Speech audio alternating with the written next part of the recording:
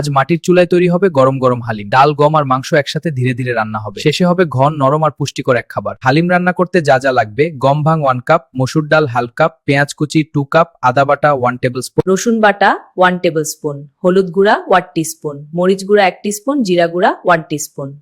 সব ডাল ও গম 6 ঘন্টা পানিতে ভিজিয়ে রাখতে হবে। মাটির খালি পাতিলে তেল গরম করুন। পেঁয়াজ দিয়ে বাদামি হওয়া পর্যন্ত নেড়ে ভাজুন। আদা ও রসুন বাটা দিন, 30 সেকেন্ড নাড়ুন।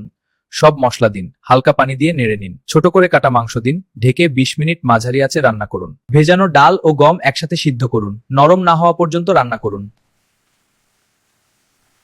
মাংসের পাতিলে ডালের পেস্ট দিয়ে ধীরে ধীরে নাড়ুন। কম আঁচে 20 মিনিট রান্না করুন। মিশ্রণ হবে ঘন এবং নরম।